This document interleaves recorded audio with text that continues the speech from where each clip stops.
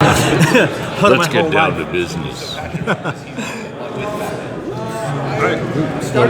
I guess you can start. Yeah. I guess first of all, congratulations. This is a big anniversary for you guys. Isn't it crazy? Yeah, it is kind of crazy because I grew up watching this, and now I'm like, I feel a little old because it's like, how has it been around for this long? But it must. You think you feel old? I was going to say it must be surreal for you though, because you've been with this character not just through this show, but through Batman the Animated Series as well. So I guess 27 years. Isn't that crazy? That's unreal. It doesn't happen. Acting jobs don't last that long, you know. So it's a very unique experience. But it's been great. Look, I'm so lucky. Yeah. I was just wondering, actually, how has your, I guess your relationship with Batman, is a weird way to put it, but how has your relationship with Batman changed over those years, and how has, I guess, your performance may changed? The trick for me has been not to have it change, is to have it remain truthful to the character who was established 27 years ago. Because the audience, it's an amazing thing about Batman. The audience is passionate about the character. They love him, you know? There's a very intimate, audiences have a very intimate relationship with animated characters because you live in people's imaginations. When you're the voice of an animated character, they come up to me like I'm a brother, you know? I'm someone they know, and they've never met me before because I live in their imagination. I'm the voice they hear.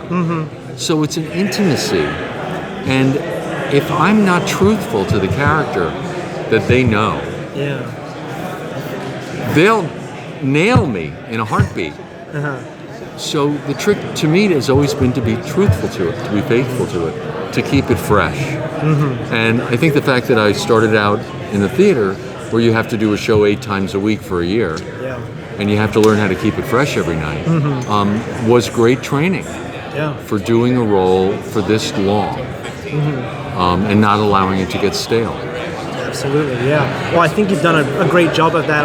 I'm kind of freaking out right now because hearing you talk, I feel like I'm talking to Bruce Wayne. There you go. So it's a surreal moment for me. But yeah, I guess in addition to that, just speaking again on relationships, what's your working relationship with Mark Hamill like? Because you guys are, you're the definitive version of these characters, at least for a lot of fans. Working with Mark Hamill is, Andrea said, it's like watching 12-year-olds or 7-year-olds in a playground together. She said the two of you get in a room and she's got to come in and separate us. He is so much fun to work with. Everything you see is Mark. There's no pretense. There's no ego. There's no bull. You know, he is 100% there. He's generous. He's there to play. And he gives me so much that I can't help but perform well when I'm with him. You know what I mean? He gives, and I've said this to him. I said, you define me. And he said, well, you define me. So Bruce, you know, Batman and Joker, they kind of define each other. And we feed each other. I wish the audience could see him in the booth because he's got that Jim Carrey kind of face, that rubbery kind of face. And Mark will be, you know, oh, Betty, you know.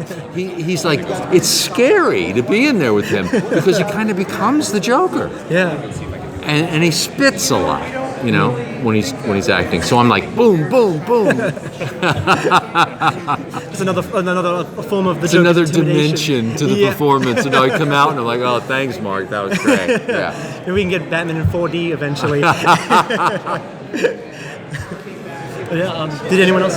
Is there any difference in your approach to playing Bruce Wayne on D-Task to playing Bruce Wayne on Batman? Well, yeah. I mean, it's the same man, but he's in BTAS. Bruce Wayne has the luxury of youth. He hasn't tasted mortality, really. In Batman Beyond, he has. He senses the passage of time, which is why he reaches out to Terry McGinnis. And that's a very sobering thing. He's still a powerful man, but he's frustrated by the fact that his body, excuse me, he's frustrated by the fact that his body won't do everything it demands he demands it to do anymore.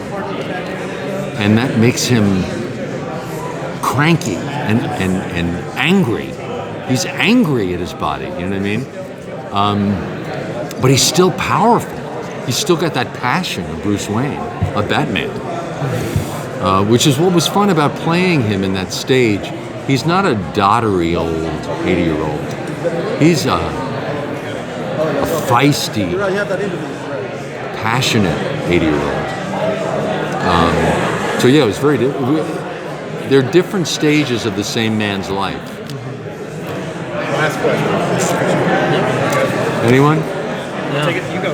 Okay, yeah. So I guess when you guys announced that the Blu-ray was coming out and that if it's sold well, we've heard that there may be another season of Batman Beyond. So I guess, would you have any thoughts of where you think Bruce Wayne will be? Should we come back and visit him again? Well, first of all, that was today in Hall H.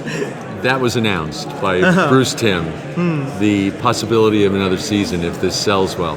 None of us had ever heard any of that before. So, I could feel everyone at the table say, "Oh, really?" You know? That would be incredible. It'd be great. I would just love to explore the relationship with Terry more deeply, because now we know that he's his son. Yeah. And we didn't know that throughout Batman Beyond. Thank you so much. Thanks, guys. Yeah. Have a great day.